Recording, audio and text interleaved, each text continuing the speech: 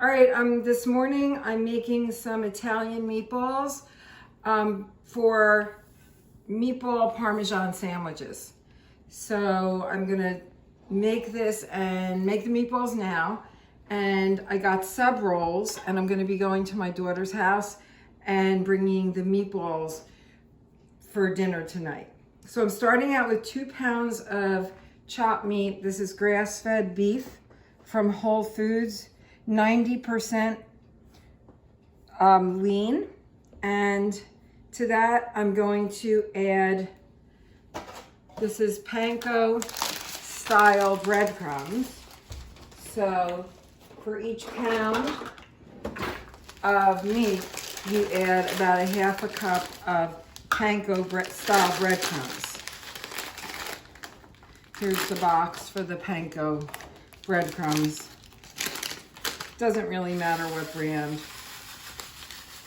I love Smitten Kitchen as a blog on the internet. They have really good recipes on there. So this is 2/3, so it's too much. So maybe only a third, 2/3, and 1/3 is about a cup for 2 pounds. And then I'm just gonna add some salt, kosher salt, maybe about a teaspoon. Then I'm gonna sprinkle pepper, ground pepper. You could use coarsely ground pepper if you want. Doesn't really matter. Some black pepper. Try to do organic if I can. Some garlic powder. So I could use fresh garlic, minced fresh garlic, but my grandkids don't like to have pieces of things in their food. So that's why I'm just using the garlic powder, which is also organic. Then I'm using Parmesan Reggiano cheese from Whole Foods, about 2 tablespoons for each pound. So since I have 2 pounds, I will use 4 tablespoons. 1, 2, 3, and 4. Parmesan Reggiano is the best of the best for cooking and for eating Parmesan cheese. Okay, now I will, also it calls for milk, 1/3 of a cup of milk for each pound. So I'm gonna put in 2/3 of a cup of milk. I could use this, but this is already 2/3 of a cup, so it doesn't really matter. So 1/3 plus 1/3 equals 2/3 of a cup of milk. Almost 8 ounces of milk. And now 2 eggs. Cage-free eggs. I think these eggs are really good because these are pasture raised. So it's more humane for the chickens. Okay, here's the other second egg. And now we really have to mix it well. So I'll start out with a fork, but I probably will end up going to my fingers, my hands, and I will wash my hands again one more time before I do it, because that's really the only way to mix it well. Okay. Yeah, because this meat is very cold. So it's a little hard to mix. So I'll just wash my hands one more time.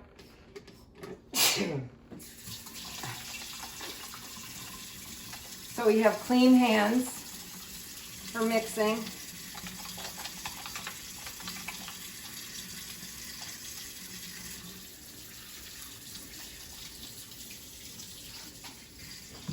Dry with a paper towel. More hygienic to use the paper towels. Okay, now I'm gonna go with my hands. This way I can mix everything really well.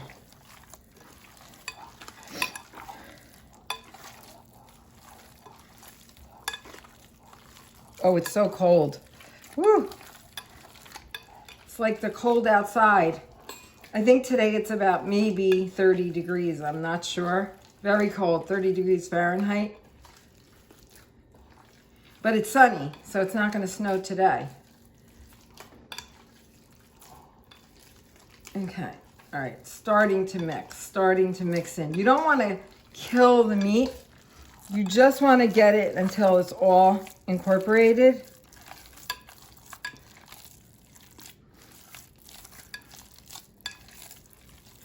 Some people use a combination of pork. They might use like 1 pound of chopped pork and 1 pound of chopped beef. But I don't. I never have. I just like it with 100% beef. And this recipe from Smitten Kitchen, she just uses ground beef. She also recommends putting in fresh parsley, about 2 tablespoons of fresh parsley. But my grandkids don't like to see anything green in their meat, which means that I can't use that. She recommends using about 4 cloves of garlic, fresh garlic, minced.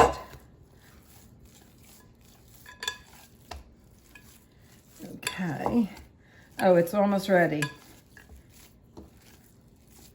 I feel like I'm making bread. It's like I'm kneading the dough for the bread.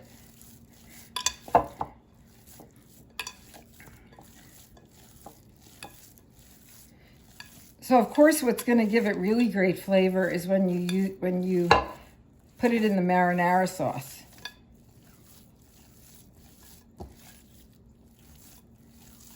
Okay.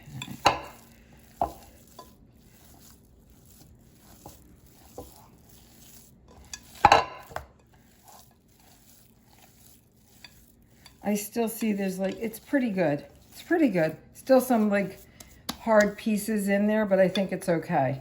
Where the beef isn't totally mixed with everything else, but I think it's fine. Now, just trying to put my computer on. Okay. Now, gonna make it into the meatballs. So, take out some aluminum foil so I can form these into meatballs.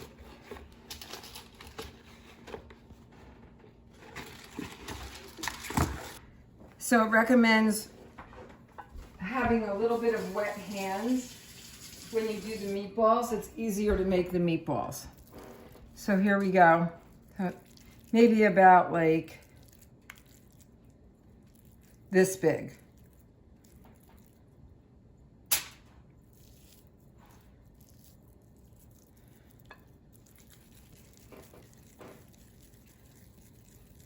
Supposed to be about 2 inches, so that's about right. After I do this, I'm just going to put them on a tray in the oven.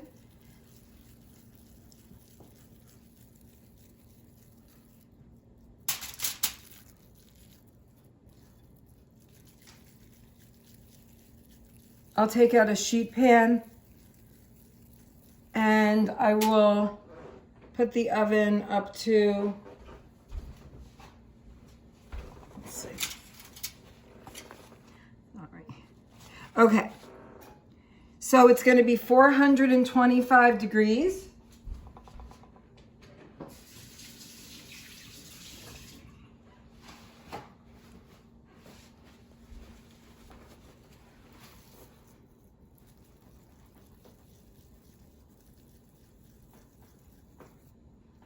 Doesn't have to be the exact same size, each one. Just something close. All right, we're just gonna turn the oven on, cooking mode to bake, start, 350, but we have to raise it up to 425 for the meatballs. There, preheat the oven.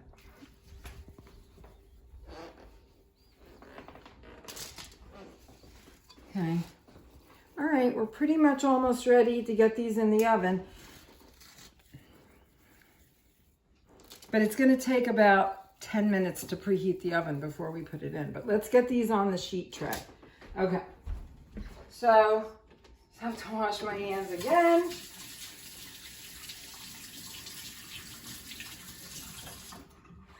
dry off. Get a half sheet pan.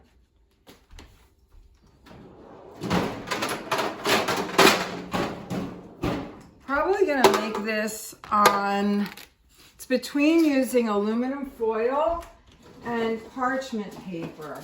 But I think I'm gonna use parchment because parchment is great because nothing sticks to it, which is why I actually like it. Okay, I'm gonna put these on here. I actually use parchment paper for all my baking of cookies because nothing sticks.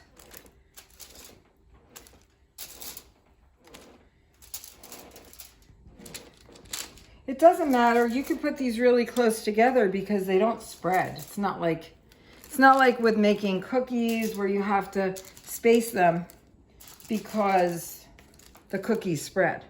But with meatballs, no. They're not going to spread, so I can squeeze them together so they all fit on this parchment paper. Okay, and now into the 425 degree oven. I want to see how long it's going to cook. It's been cooking for about 12 minutes. I'm just going to take them out and I'm going to flip them over. So I'll use, let me get the right tool. Here, just flip over so they can cook on the other side.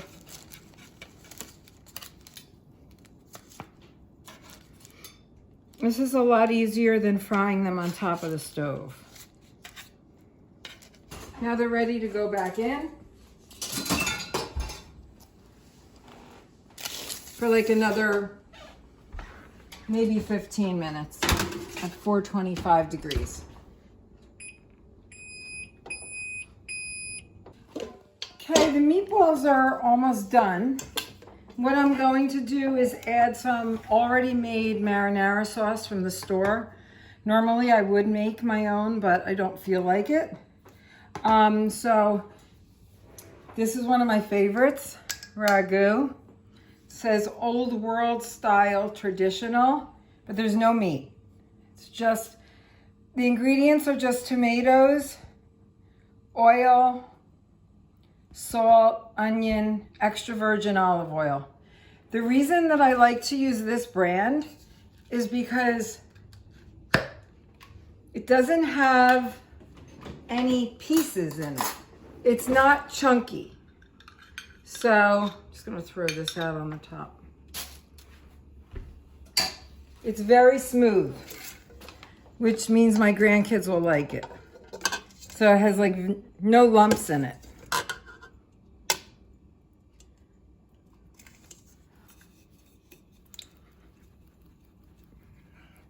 Very inexpensive brand. It's been around for like 100 years. Ragu.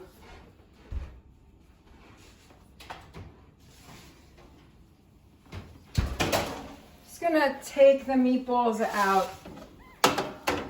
and get them into the sauce and maybe cook them in the sauce for a little bit.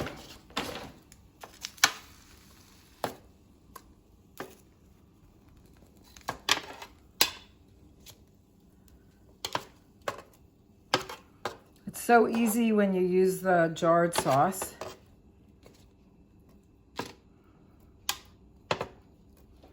Compared to making it on your own. Well, when you make it on your own, marinara sauce is also very easy to make. I'll do that another day. But I don't have time right now.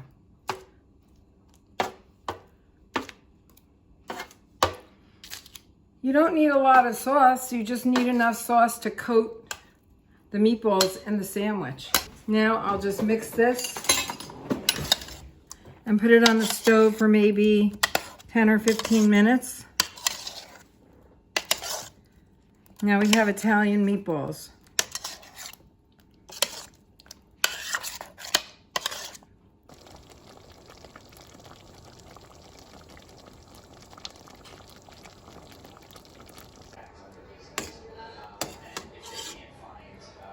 to that sauce. So here we have some meatball parmesan sandwiches ready to go in the oven. Here's mine and Tuz. So mine's much bigger with more meatballs and cheese. And we'll just put this in the oven.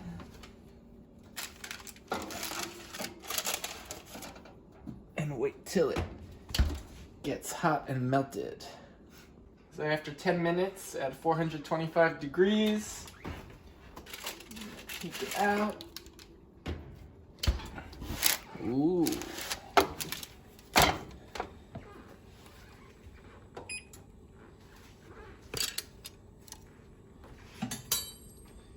We also heated up the tops for a bit in the oven.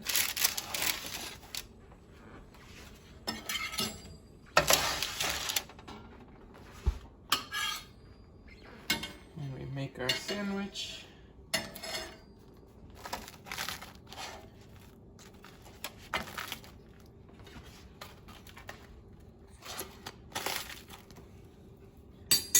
Classic meatball parmesan. Nice Italian dinner.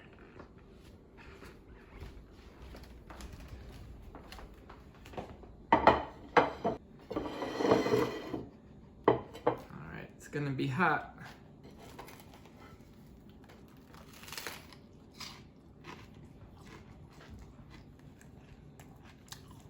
Mmm. That's great bread and delicious evening meal. All right, see you next time.